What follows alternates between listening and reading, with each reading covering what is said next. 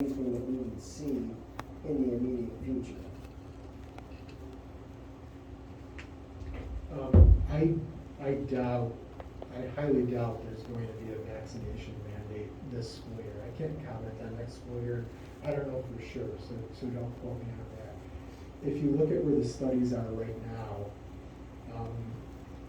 one of the things that came out of some of the CDC, FDA regulatory people looking at the vaccine was we want to see a little bit more data on children less than 12 when you present it to us, which is still right now looks like is on target for September.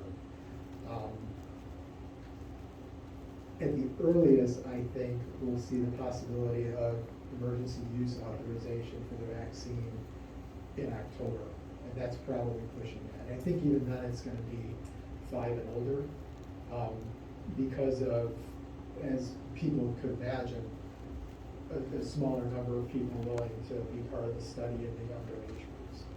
So what's probably going to happen is there's going to be data on kids 5 to 11 for the fall and late winter. There's probably going to be data for the younger kids.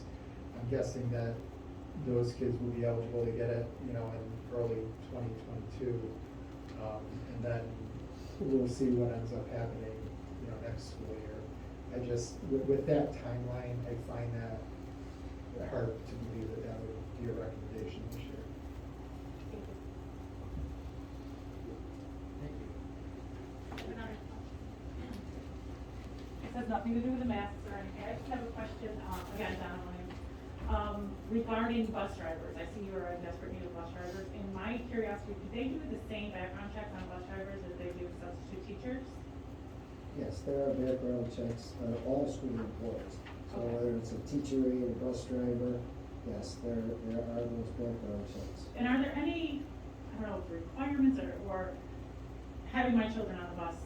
I know that they say the bus driver listens to certain radio stations, and I just, sometimes some morning programs are what I wouldn't want my child to listen to.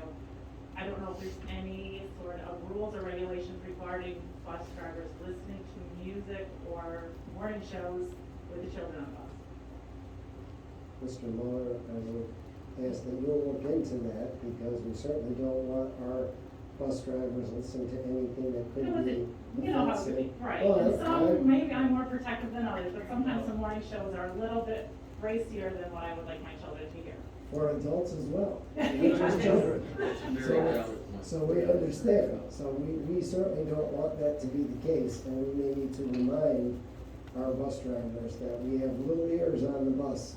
And I know they can listen to other little children as well, but I'm hoping they don't get it. Well, indeed, it always happens on the bus. Right. It's always, it must have heard it on the bus. Right. I find that to be one of the most common. But we certainly will look into that. So the answer to the question is yes, there are background checks for bus drivers, just like there are for other school employees.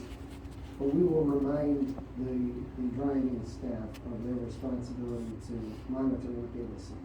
Okay. Frankly, I'm surprised that they can be listening to anything. Yeah, we'll have to check into that, because the only radio that I know that they should be operating is the one that goes back to the, I'm not sure They do. listen to music. They listen There's to music, there is, and. It's probably the kid's suggestion. I know. They're taking requests. It's a Be- distraction TJ that, it's a bus distraction that I driver. don't know needs to be here. I'd like some feedback. Yep, we will certainly look into that. We appreciate you letting us know, because these are the things that we may not hear otherwise, so thank you. Thank you.